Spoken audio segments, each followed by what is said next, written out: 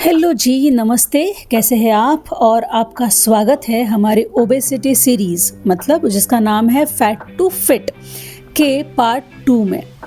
आज हम लोग ये देखने वाले हैं कि मेंटल फैक्टर्स कौन से हैं। जैसे फर्स्ट वीडियो में हमने देखा कि हमारे जो ओबेसिटी के रिलेटेड जो भी फैक्टर्स है, जो रिस्पॉन्सिबल है ओबेसिटी के लिए, वो कौन से हैं।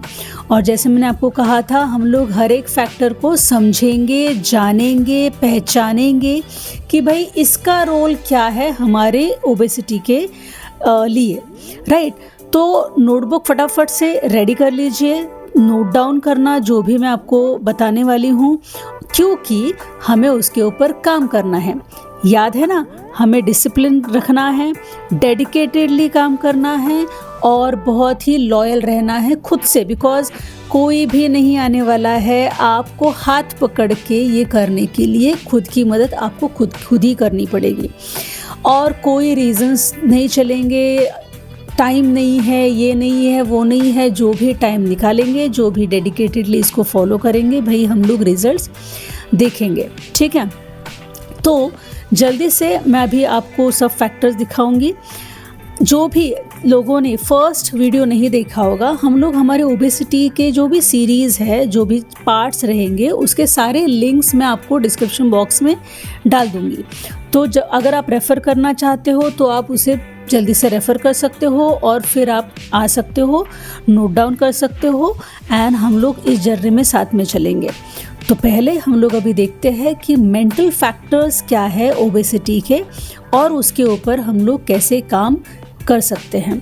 फिर हम लोग वापस आएंगे और इस वीडियो में अगेन मैं आपको एक अच्छा सा टिप दूंगी कि हमें क्या करना है। Okay, thank you. Chronic stress बहुत ही इम्पोर्टेंट फैक्टर है और वेट लॉस के लिए इसे समझना बहुत बहुत बहुत ज़रूरी है। आपको आगे समझेगा क्यों।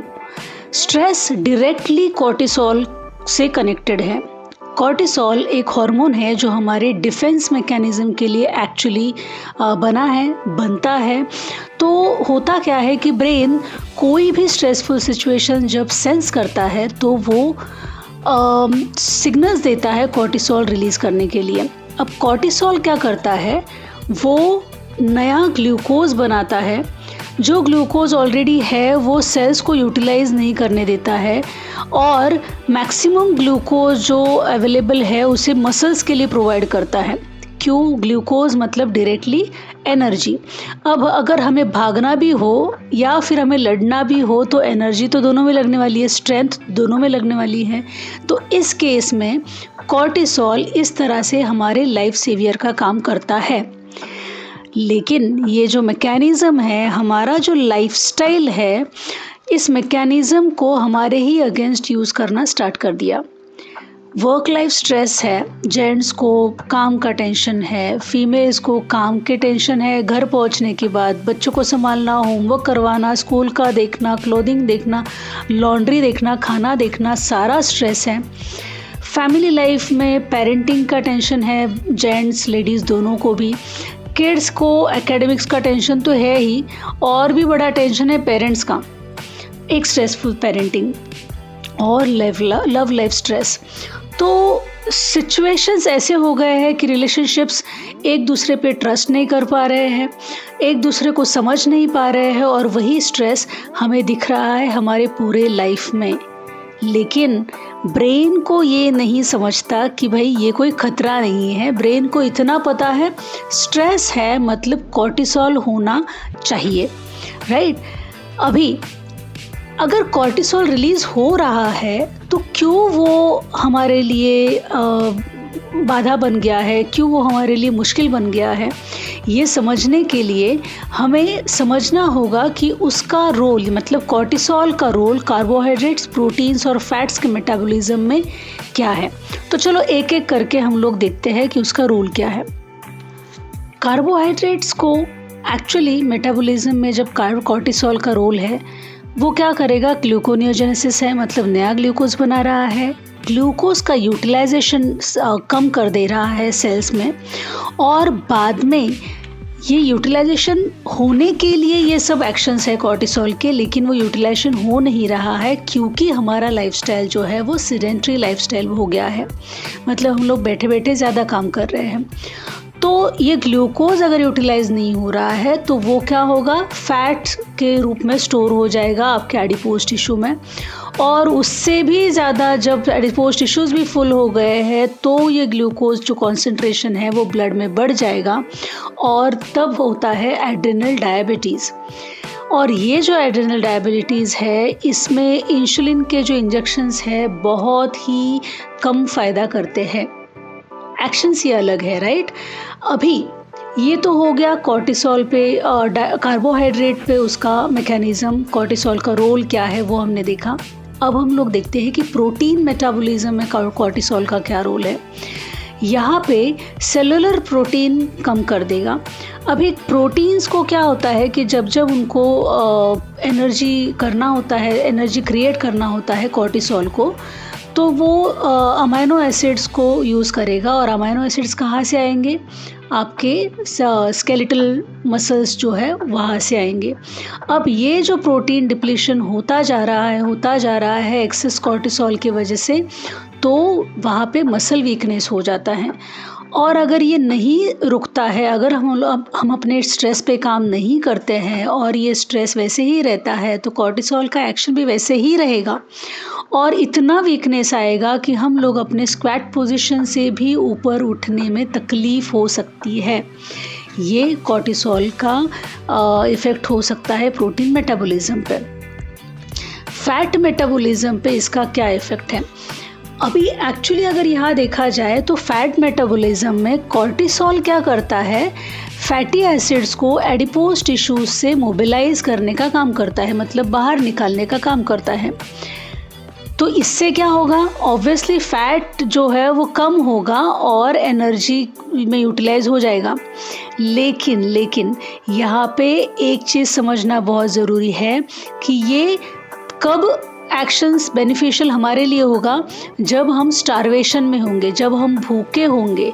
तो जब हमारे उपवास होते हैं, जहाँ पे हम लोग 24 घंटे या 2 दिन का या 3 दिन का जो उपवास हम लोग करते हैं, कम से कम 24 आवर्स का उपवास जब हम लोग करते हैं, तब ये फैटी एसिड्स थोड़ा बहुत यूटिलाइज होना स्टार्ट हो सकता है। लेकिन नॉर्मल कंडीशन में ऐसा होता नहीं है। हम लोग खाते जा रहे हैं, फैट्स जमा होते जा रहे हैं, कॉर्टिसोल को ये फैट मोबिलाइज कर करके कितना करेगा, और ये सारा चीज़ें हमारा फैट बढ़ा रहा है। अब इस केस में जब कॉर्टिसोल कंटिन्यूस रिलीज होता जा रहा है और फैट मेटाबॉलिज्म नहीं कर पा रहा है, तब यूजुअली जो फैट होता है वो फेस पे, नेक पे जमा होता है, डिपॉजिट होता है, चेस्ट एरिया में, नेक एरिया में और हेड एरिया में।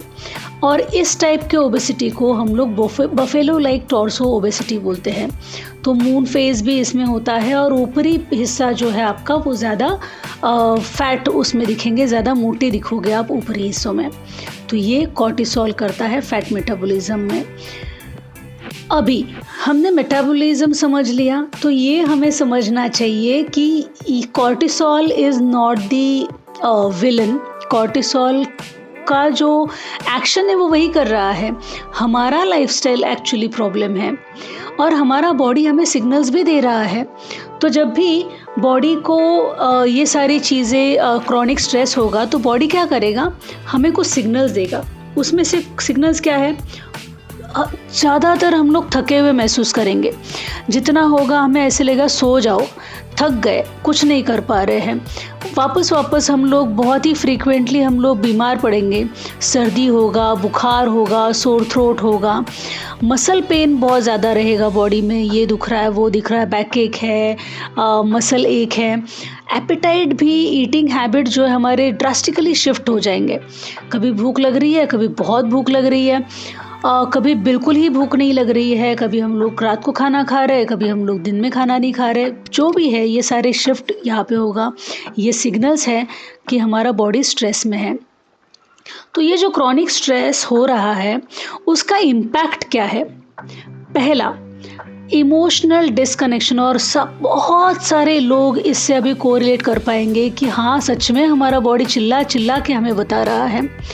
आप इमोशनली डिस्कनेक्ट हो जाओगे, डिटैच फील करने लग जाओगे लोगों से, काम से, आपको किसी से बात करने की इच्छा नहीं होगी, ऐसे लगेगा कि चलो हम लोग अकेले ही बेटर है। इरिटेबल होगे, एंजाइटी बहुत रहेगी, छोटी छोटी चीज़ों पे आप एंजाइटी होगी, छोटी छोटी चीज़ों पे आप ऐसा महसूस करोगे कि कितना बड़ा टेंशन है ये। लॉस ऑफ ड्राइव मतलब आपको ज़िंदगी में कुछ करने की आशा नहीं रहेगी, गोल्स नहीं रहेंगे, किसी चीज़ का पैशन नहीं लगेगा, ऐसे लगेगा सब कुछ बेमायने हैं, कुछ भी इस ज़िंदगी के कुछ भी इस ज़िंदगी का हम लोग नहीं कर सकते हैं। एकदम वर्थलेस लगेगा आपको ये क्रॉनिक स्ट्रेस की वजह से। ये इम्पैक्ट है आपका क्रॉनिक स्ट्रेस की वजह से आपके ऊपर। लेकिन जैसे मैंने कहा, कॉर्टिसोल दुश्मन नहीं है। वो कॉर्टिसोल दुश्मन तब बनता है जब हमारा स्ट्रेस इतना बढ़ जाता है या इतने दिनों तक हम लोग स्ट्रेस में रहते हैं कि अब कॉर्टिसोल करे भी तो क्या करे। कॉर्टिसोल का एक्शन तो डिसाइडेड है, कॉर्टिसोल वही करने वाला है। तो चेंज कहाँ करना पड़ेगा? चेंज हमें करना पड़ेगा हमारी आदतों में, हमारी सोच में, राइट।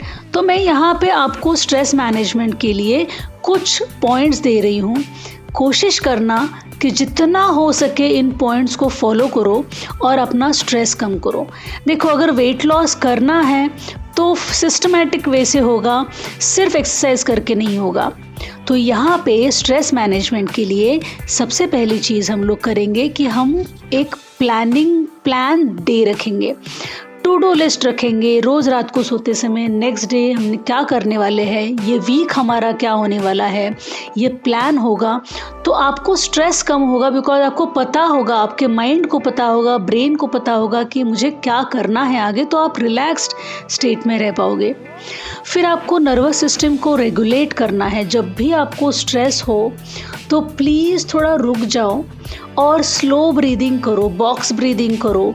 ये जो टेक्निक है स्लो ब्रीदिंग की, वो आपके ब्रेन को सिग्नल देता है कि okay everything is fine, stress कम है, तो हम लोग कॉर्टिसोल का रिलीज़ भी कम कर सकते हैं। ये स्लो ब्रीदिंग, बॉक्स ब्रीदिंग के लिए आप 4 सेकंड के लिए धीरे से इनहेल करो। आप काउंट कर सकते हो 1 2 3 4। फिर आप इसको एक्सेल करोगे तो आप मुंह से एक्सेल करना और फिर से काउंट करना। 7 सेकंड लॉन्ग चलेगा आपका एक्सेल, इतना धीरे से आपको एक्सेल करना है।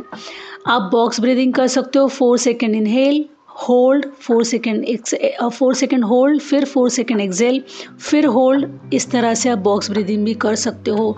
ये आपके नर्वस सिस्टम को शांत करेगा, ये सिग्नल देगा कि स्ट्रेस नहीं है। मॉर्निंग रूटीन अगर आप सेट कर पाओ तो बहुत ही अच्छा। एक फिक्स टाइम पे उठने की आदत लगाओ। सुबह उठ के आप, जो बहुत ही माइल्ड सी धूप होती है उसमें बैठिए, शॉर्ट्स पहनिए, स्लीवलेस पहनिए। ये देखिए कि जितना ज़्यादा बॉडी पार्ट्स आपके एक्सपोज होंगे सनलाइट को, उतना अच्छा है। फ़ोन और सोशल मीडिया से एटलीस्ट 2 घंटे दूर रहना है। जब आप उठोगे आप फ़ोन को हाथ ही नहीं लगाना है। वो आदत ही नहीं रखनी है कि आप फ़ोन को हाथ लगाओगे और फ़ोन चेक करोगे। बिकॉज़ हम सब की आदत हो गई है कि जैसे हम लोग उठे सबसे पहले चीज़ अगर कुछ करना है तो देखना है कोई नोटिफिकेशन आया है क्या फ़ोन पे।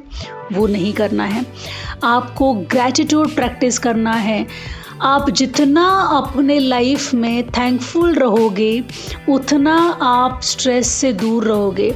आप सांस ले पा रहे हो, आपको घर है रहने के लिए, आपको पहनने के लिए चप्पल है, आप घर में अच्छा खाना खा पा रहे हो, जहाँ पे काफ़ी सारे लोग ऐसे हैं जिनको ये कुछ नहीं मिलता है। तो सुबह उठ के भगवान को थैंक यू बोलना सीखिए कि भाई मेरे लाइफ में आपने जितना भी दिया है, जो भी दिया है, उसके लिए थैंक यू। इवन आप सांस ले पा रहे हो आज उठने के बाद, आप ये दुनिया देख पा रहे हो, ये भी बहुत है। क्योंकि अगर इतना भी अगर भगवान दे रहा है तो आपको पूरा एक दिन दे रहा है अपनी लाइफ में कुछ करने के लिए। उसके बाद आप जेंटल मूवमेंट कर सकते हो, आर्म रोटेशन, रिस्ट रोटेशन। फिर आप हिप मूवमेंट्स कर सकते हो, थोड़ा चल सकते हो, योगा, प्राणायाम, वॉकिंग, स्ट्रेचिंग ये कर सकते हो। प्रे करना ये एक बहुत ही ब्यूटीफुल सी चीज़ रहेगी। At least 10-15 minutes, half an hour, जितना आप दे सकते हो। आप जो भी डिवाइन सोर्स पे, डिवाइन जो फोर्स है उस पे आप बिलीव करते हो, उतना टाइम निकालिए, कनेक्ट कीजिए अपने जो भी डिवाइन एनर्जी आप कनेक्ट कर सकते हो, प्रे कीजिए और वो पॉजिटिव एनर्जी जो है वो आपके साथ रहेगी, उसे फील करिए। ये बहुत ही इम्पोर्टेंट है। एंड पॉजिटिव अफर्मेशंस भी आप प्रैक्टिस कर सकते हो, आप लिख सकते हो, आप रात को सोते समय लिख सकते हो, सुबह उठने के बाद लिख सकते हो। ये पॉजिटिव अफर्मेशंस आपकी माइंड को अच्छे से ट्रेन करते हैं। और अगर हील करना है आपको खुद को, कुछ ऐसी चीज़ है जो आप नहीं छोड़ पा रहे हो, तो प्लीज़ जर्नलिंग स्टार्ट कीजिए। एक जर्नलिंग में क्या होता है कि आप खुद की एक डायरी लिख रहे हो। आपकी ये नॉर्मल डायरी से अलग है। जर्नलिंग में आप वो चीज़ लिखते हो जो आपको डिस्टर्ब कर रही है, आपके ग्रोथ को रोक रही है, तो वो चीज़ लिखिए। समझने की कोशिश कीजिए कि ये जो स्ट्रेस है इसका सोर्स क्या है, आपका उसमें रोल क्या है, आप कितने हद तक इसको कम कर सकते हैं, कितने हद तक इसको अवॉइड कर सकते हैं और किस तरह से इससे बाहर आ सकते हैं। ये एक सेल्फ हेल्प का तरीका है।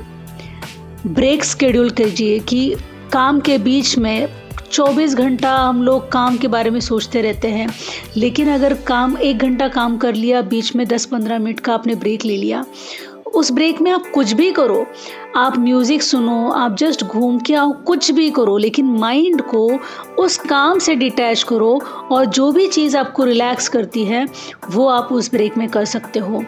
And say no to non essential things, मतलब कि जो भी चीज़ ज़रूरी नहीं है उस चीज़ को हमें ना बोलना सीखना पड़ेगा, अदरवाइज़ हम लोग खुद को सिर्फ एक्स्ट्रा लोड के साथ डंप कर रहे हैं और कुछ भी नहीं। तो आपने देखा और समझा कि क्या स्ट्रेस करता है हमारे साथ। तो आप ही मुझे बताइए कि अगर ये स्ट्रेस रहेगा तो क्या आपका बॉडी बर्न कर पाएगा? बिकॉज स्ट्रेस तो आपकी बॉडी को यही बता रहा है, भाई स्टोर करो क्योंकि आपको ज़रूरत पड़ेगी, बर्न मत करना। ये समझो और समझने में ही आपकी भलाई है। अगेन मैं कहूँगी, प्लीज़ डेडिकेशन, डिसिप्लिन, लॉयल्टी, ये 3 चीज़ों के साथ ही आप आगे बढ़ सकते हो। चलिए, तो आप समझ गए कि ओबेसिटी का जो पहला फैक्टर है, मेंटल फैक्टर, वो बहुत ज़रूरी है समझना और उसे कंट्रोल करना भी। अब देखिए, इससे बहुत सारे लोग ऐसे होंगे कि वो बहुत सारे बहाने देंगे, भाई आपको क्या पता, हमें क्या टेंशन्स है, आपको समझ में ही नहीं आएगा कि हम लोग किस परिस्थिति से गुज़र रहे हैं, हमारे लाइफ में कितने तनाव हैं। सबका लाइफ टेंशन से भरा हुआ है और कोई भी ऐसा नहीं है जो भाई एकदम ही खुश है और कुछ पड़ी नहीं है। तो अगर आपको ठीक होना है, अगर आपको वेट लॉस करना है, अगर आपको हेल्दी होना है, तो भाई आपको ही काम करना पड़ेगा। कोई और आपके लिए स्ट्रेस रिलीज़ नहीं कर सकता है, कोई और आपकी मदद नहीं कर सकता है। Self help is the best help. इसीलिए जो भी सजेशंस मैंने दिए हैं उसे फॉलो करना है।